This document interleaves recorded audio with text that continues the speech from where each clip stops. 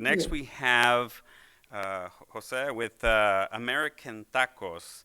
It's a subject I'm a little more familiar with than curaderas, but Jose Relat is the author of American Tacos, A History and Guide, University of Texas Press in 2020, the first national survey of review of U.S. taco style, and the Texas Monthly taco editor. He is the first journalist in the country to hold that title. Jose has written for the Dallas Observer, the Dallas Magazine, Eater, Vice, Cowboys and Indians, and Gravy. His Eater article on the fried Kansas City style taco appeared in Best American Food Writings in 2020, and Jose lives in Dallas, so help me to welcome Jose Relat.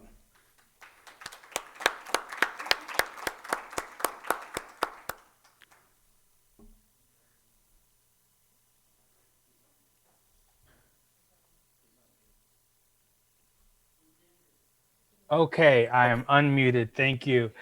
Thank you, Johnny. Thank you, to Mary Margaret, and to the Witte Museum. My uh, my screen my screen has decided to uh, do its own thing. Anyway, so I'm just gonna lay it right out there. I'm a sucker for a crispy taco, and I don't mean the the Taco Bell kind. I mean the Taco Dorado. It's this umbrella term that literally translates to golden taco, and it encompasses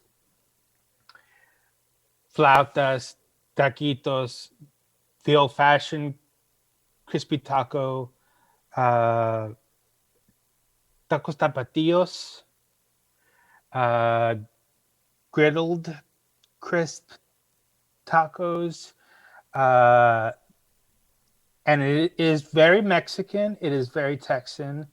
Unfortunately, industrialization has created a few bumps in the road, but we're going back around. We're getting to a good place when it comes to that. So, uh, what is a taco?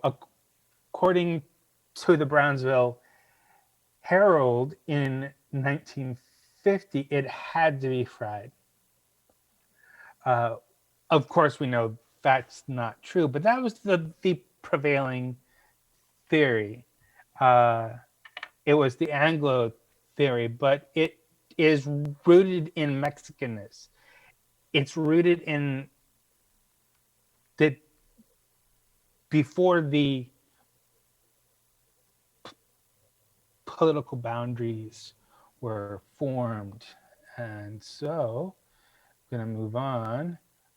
Uh, as we see here, Tejas was a province, and during the 19th century, uh, when there were all those wars, he was periodically cut off, uh, uh, and then it was completely disbanded in 1835.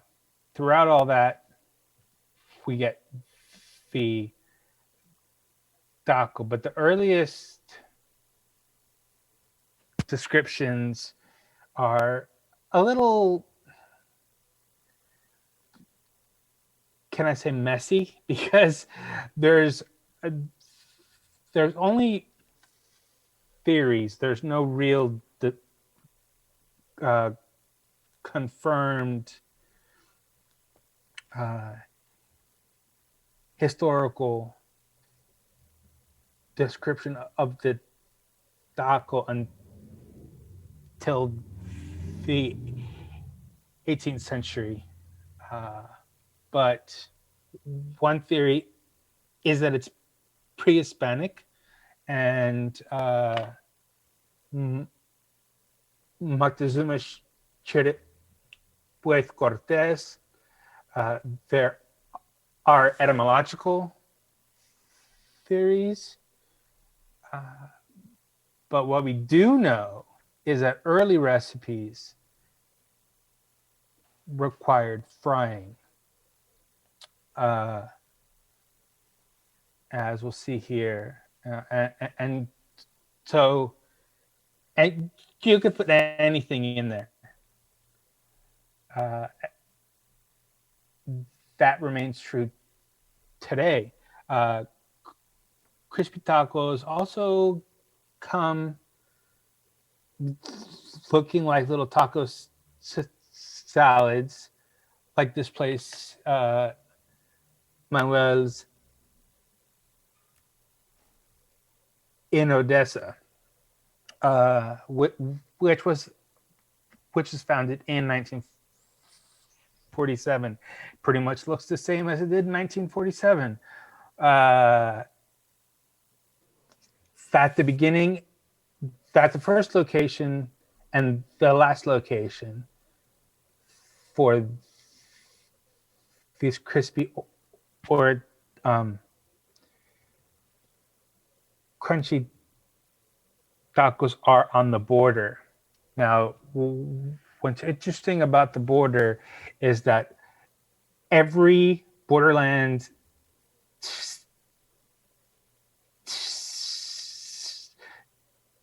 state is linked by the rolled taco, such as those found at Tacoholics, and compadre. They can be drowned, like Tacoholics does, in homage to Chico's Tacos, as I'm sure we're all familiar with. But we're gonna move on to slide 9, and here we see another crispy taco. This one from Vaqueros Texas Barbecue in Grapevine, Texas. Now, I call it a crispy taco, but on the menu, it is called a taco dorado. How do you make those? They're filled tortillas that are folded and sealed with toothpicks and then deep fried. The owner and pitmaster of Vaqueros, Trey Sanchez, told me that his grandmother did this. Now, Trey is 50 years old, so we're going back decades at something that is both comforting and traditional. Moving on, we go to slide number 10. We see some ads that include Chicos and a crispy taco shell maker. This is where things begin to go wrong. And we get the mass production of taco shells that can sit and be boxed and shipped around the country. But before that happens, we get the puffy taco, which is slide 11, which is the next slide. There we go. This is Ray's Drive-In. Now, Reyes is owned by members of the Lopez family, whom I call the first family of puffy tacos. They also own Henry's uh, and Arturo's, which is in Whittier, California. Uh, Puffy tacos were originally called crispy tacos. We can move on to slide 12. Uh, but uh, what ended up happening is that the brothers, Arturo, Henry, and Ray Lopez, got to talk about what do we call this thing because it doesn't look like other crispy tacos. So they named it the Puffy Taco. Now, this this is often confused for the puffed taco, uh, which is more uh, uh, of an infladita. It's a raw corn tortilla that is deep fried. Uh, in the case of the infladita, they will cut open the top, and that is something very common in places like Mexico, uh, like Veracruz, Mexico, and it's also found at Sochi in Houston, filled with rabbit. It's quite delicious. Uh, what I think is interesting about the puffy taco is that it hasn't gained national traction. It's very rarely found outside of South Texas, although there are examples such as Resident Taqueria. Uh, I, as you see, Taro's restaurant, which is in the valley, is listed here. That opened in 1937. Uh, and they claim that they created the puppy taco. And you'll hear everyone's grandmother say, no, oh, I created that.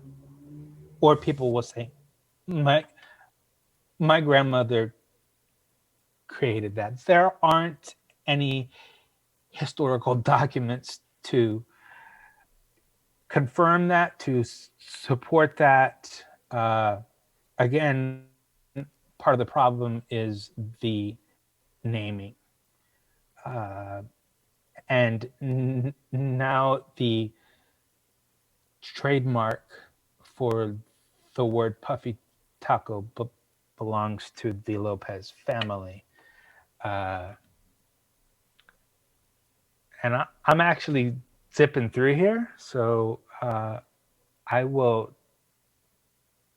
take a minute. Let's move to slide 13. Okay, so before we get to this, I really want to talk about the the flatas and taquitos and tacos tapatios. Uh, they're all rolled and deep fried. Uh, sometimes they're covered, drowned, also known as tacos ahogados, literally drowned tacos. Uh, and you find them all over the border and all over Mexico. Sometimes with tacos that are filled with ground shrimp, for example. Uh, tacos tapatios refers to the rolled tacos from Del Rio and neighboring Acuña.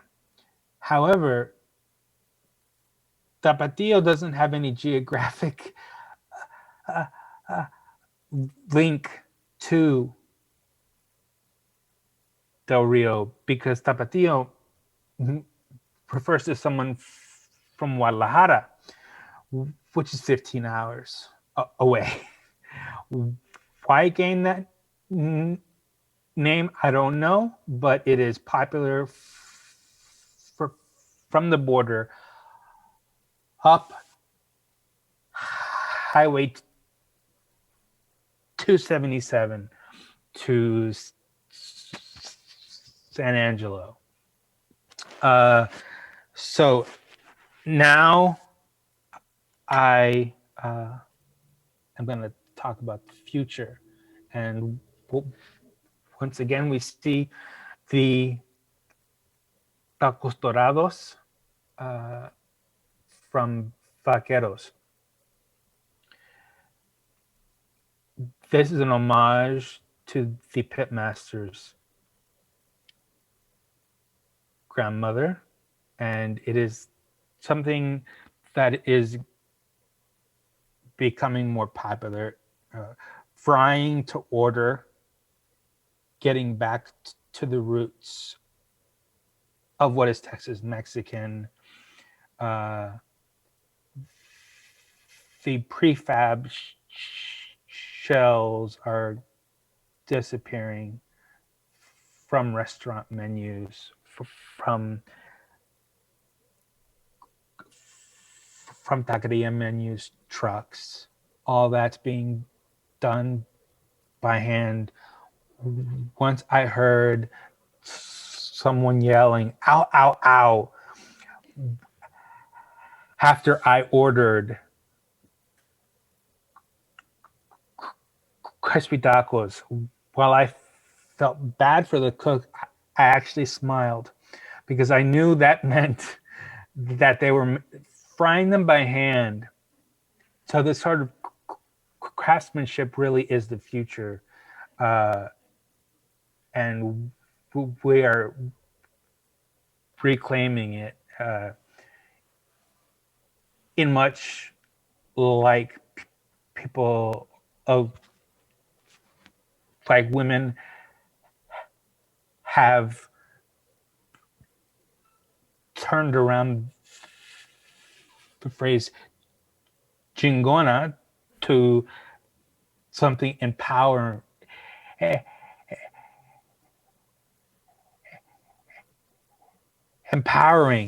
And I think that the crispy taco is an empowering taco as well. It's also delicious and comforting. It's the kind of taco that you're gonna just sort of slink into your seat after taking your first bite. And I mean, Johnny knows. He's got them on his menus. Thank you, Jose. I wish we knew what slide is that taco on. Is it what number slide was that? The last What one. the The last dorado. Oh, tacos dorados are the whole Okay. category, but this slide 13. If we go to that, well, are we there? What we want to do is take a few questions for you, Jose. Thank you for. Okay. The only thing I'm really jealous about is I know you traveled all over the state or even beyond to write your book. So I'm a little bit jealous of that exercise. I've been wanting to do that my whole career. So I don't know if there's any questions for Jose. I left a lot out because of my speech impediment. I wasn't sure Right. how much time the stuttering was going Right. to take up. I Right. just wanted to make sure that I hit all of the major points. I am more than happy to get into Yes. the nitty gritty Right. of Well, personally, the I love topic. I love the return back to the true essence of what great tacos are, right? And I think you kind of made that point at the very end. Just all the all the phasing out of the mass produced or the commercial, right? We're trying to get back to the a la minute, made to order type preparation, because that's where a true taco. I think that's what the best true taco needs to be, a la minute. When the customer orders it is when we should start making it. So Yeah. Mm, my internet connection is unfortunately unstable. Can you all hear me? yes, yes, Oh, we have a okay. question. Yes. Yes.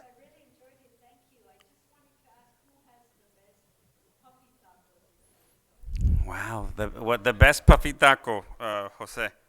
Raised. It's like going to church. And there's even an altar there. So, yes, it really is like going to church. Awesome. Well, yes. What does the trademark mean for the puppy taco or something else? Does that mean other people can't use that term or? Jose, the protection of the trademark that the Lopez family has under over puffy tacos, or how is that I guess used, or how does that keep others from using the term? It has in the past. It's a very good question. Hmm. But the family lawyer basically told Arturo Lopez, who owned uh, his namesake restaurant and Ray's, uh, before his death, that they could either sue everyone or sue no one.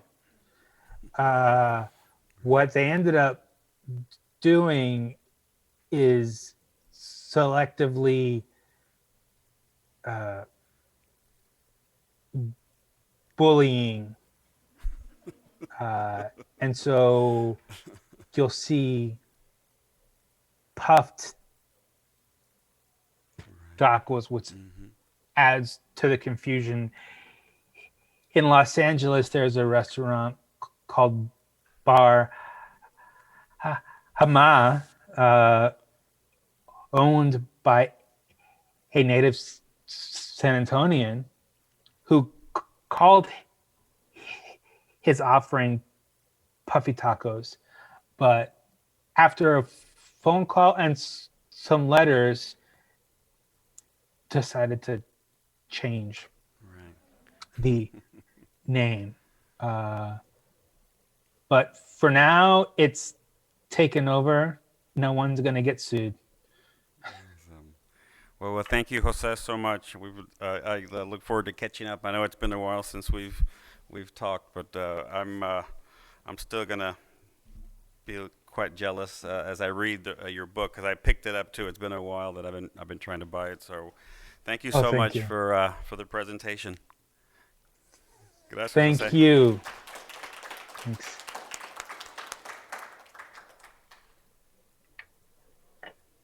Yes.